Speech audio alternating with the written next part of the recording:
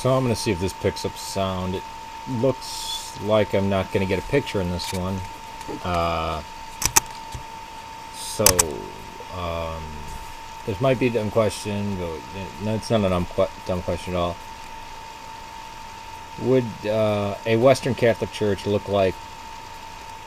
What would a Catholic Church look like in the Middle Ages prior to Schism? Would it look similar to the Orthodox icons everywhere, incense, candles, etc.? Yeah, except I was going to say they had three-dimensional figures. They had statues, but that might not necessarily be true. They did use icons, especially the Gaelic Church, but they also had statues. Rome was the one big with statues. I don't know how many pre-schism statues there were. So probably icons. But definitely yes to incense and definitely yes to candles. Absolutely. How did the West lose our Orthodox flavor so quickly? Was it something to do? Was it caused by the Schism and Reformation? Well, the stuff crept in before the Schism. The Schism happened as a result to changes. But even after the Schism, it would still be the West. The West had Gregorian chant, not Eastern chant. So there was that difference. There were various. No, I don't know if you had all the different orders. I don't think so. I think it was still, if you were a monk, you were a monk, and you were under the rules of Benedict. But it was Trent that really severed everything. That's no reconciliation after Trent, because Trent imposed a lot of this stuff. Then, of course, you had changes due to transubstantiation, but Trent cut up the Mass. That's why it's called Tridentine Mass. I know it's Tridentine, but it was Trent that sealed it in.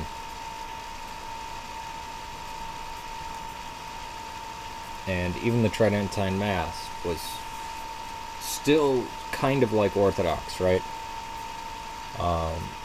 Then you had Vatican I, Vatican II, and Vatican II is what took it away. The whole point of liturgy is the priest singing, and they're to be it's responsive, and the Roman Catholic Church still has somewhat of a responsive prayer, but everybody's talking and mumbling. I mean, I used to go to Catholic Church when I was younger, and I still do to some extent today. Family member wants to go to church on Christmas or Easter, I go with them. You know, I go to mine and I go to theirs, because I don't want, you know, if your family member goes to church, you should go, unless it's heretical. I mean, unless it's way too heretical. Protestantism, I'd say no, except for maybe Lutheran or non-Episcopalian Anglican. But as for the Pentecostal places, that's straight up witchcraft, and stay the hell out of it. But if you go to the Orthodox Church, you'll have the choir isn't a choir. It's just the choir is just the small group of people that lead the church in responsive hymns. And it was, you know, the priest will say something in the people, and it's sung or quote-unquote chanted. There's no guitar masses. There's no nuns walking around in Nikes and, you know, sweatpants or pantsuits. It's none of that crap. The church should be the same it is today as it is tomorrow. Now, in dealing with issues, how should we, you know, issues are for the secular world, and the church, the Western Church, got in its mind that it now needs to deal with issues and social justice and all this crap. The church is for mercy. We feed the poor, we clothe the naked, comfort the sick. We comfort the dying and we heal the sick, right? That's why hospitals. That's why hospitals exist, is because of the church. But you see, the evangelical Lutherans and the Episcopalians and United Methodist Church always talking about, as this civil gospel, which is garbage, and you have it from the Democrats as well as the Republicans, and it's lunacy. The church has lost its way. Which is why I said, okay, I need to go back to the original church, the church that actually gave me my baptism. Which, if you were baptized in the formula of the Trinity, that would be the Orthodox Church. Not the Arian Church and not the Marcionite Church. But it happened with the big loss happened with the Reformation, and then the Roman Catholic Church trying to scramble to keep those churches in the Counter-Reformation. And whenever you make exceptions or make concessions, you are giving in. And concessions, the church cannot make concessions. Because we can't, there is the binding and loosing that Christ gave us, but we're not to use that for everything. And that's usually just for the forgiveness of sin, right? Although I think it applies pretty much to everything. Well, not everything, but more than just the forgiveness of sin. But the Eastern Orthodox Church has pretty much just used it for, the binding and loosing of sin. I can't think of a case where they didn't use it just for that. But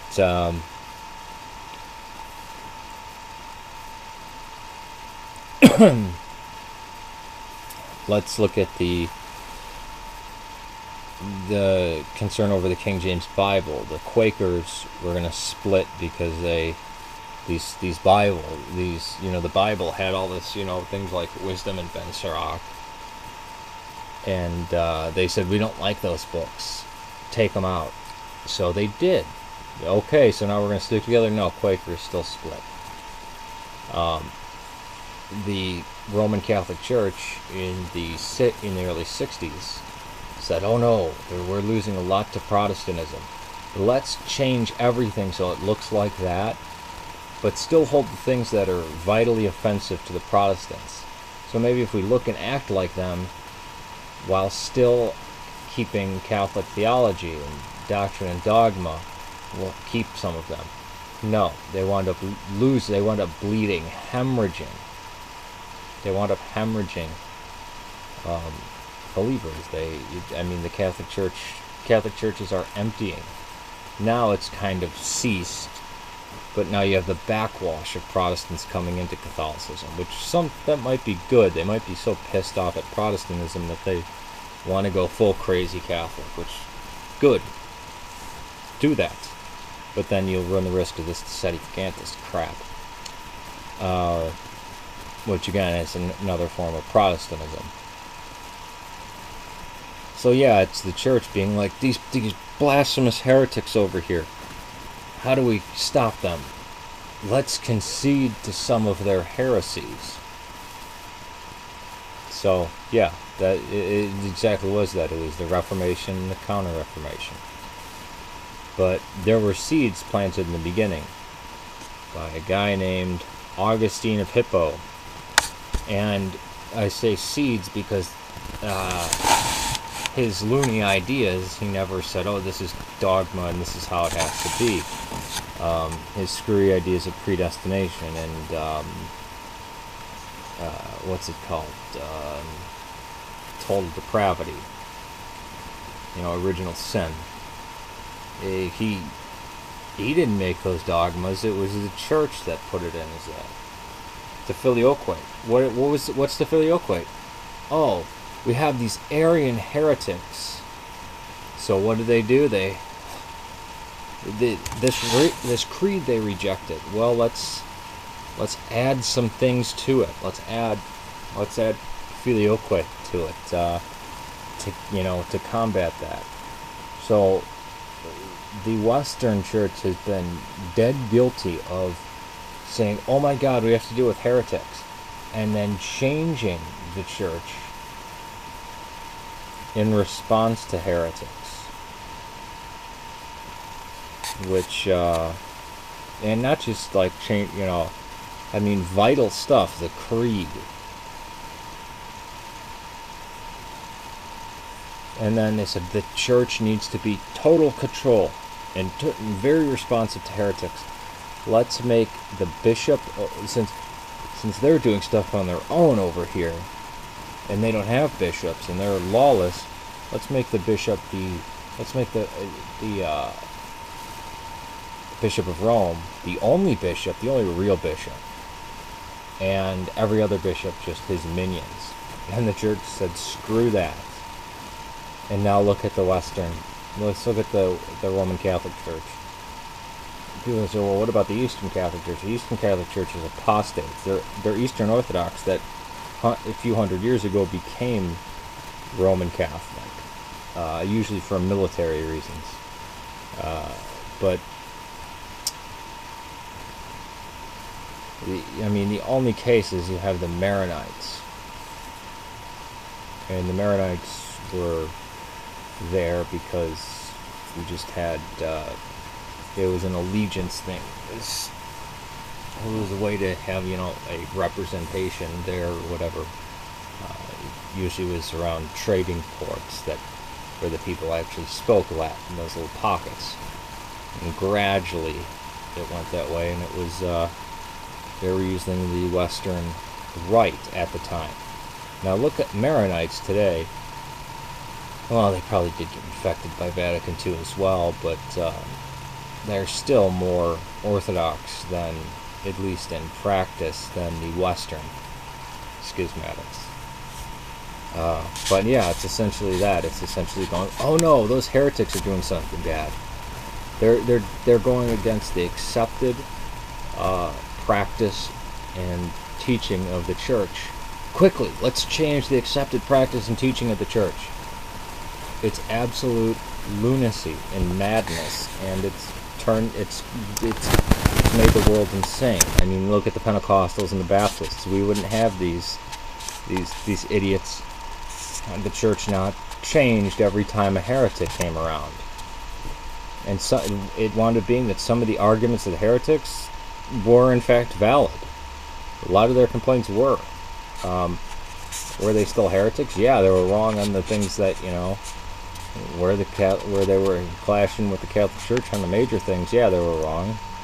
But some of it was like, hey, the Pope is a drunken womanizer. In many cases, the Pope at the time was a drunken womanizer. So yeah, it's when you can just change whatever, when you can change the actual core symbol of faith, which is the Nicene Creed, you get into hot water. And ever since then, the church hasn't had a problem with saying, you know what, people were in the West, in the Latin West, they were brought into the world in this baptismal rite that's remained the same for over 1,000 years, for a millennia and a half. The wedding ceremony, over 1,000 years, everyone's ancestors were married in the exact same way, in the exact same tongue. Their funeral rites, exact same way. People are leaving. Let's change that. Let's offend every single Roman Catholic by, saying you're not going to get baptized in that silly old way that all your ancestors were baptized, or married in the same way, or, buried in the same way. No. So, yeah, the Catholic Church would have more people in it if it stuck to, if it didn't have Vatican II. So every time a heretic comes around, they go, oh no, they've departed and are challenging our teachings and practice that's been accepted for, over 2,000 years. Let's change. Well, first it was 500 years, then 1,000 years, then 1,500 years, and now 2,000. So, yeah, the Catholic Church sees heretics challenging accepted teaching and practice, and what does the Catholic Church do? It changes accepted teaching and practice. Does that make sense to you? Is that rational? Is that safe? I would say it doesn't. It's not rational, and it's not safe. And That's not how you deal with faith. And actually what was laid down by God himself. Our Orthodox flavor so quickly. Was it something to do, was it caused by the Schism and Reformation? Well, the stuff crept in before the Schism. The Schism happened as a result to changes. But even after the Schism, it would still be the West. The West had Gregorian chant, not Eastern chant. So there was that difference. There were, I know it's Tridentine, but it was Trent that sealed it in.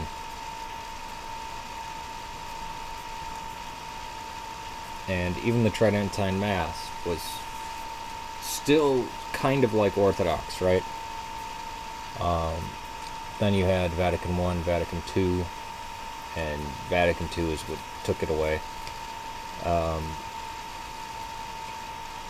The whole point of liturgy is had three-dimensional figures. They had statues, but that might not necessarily be true. They did use icons, especially the Gaelic Church, but they also had statues. Rome was the one big with statues. I don't know how many pre-schism statues there were. So probably icons. But definitely yes to incense and definitely yes to candles. Absolutely. How did the West lose? So I'm going to see if this picks up sound. It looks like I'm not going to get a picture in this one.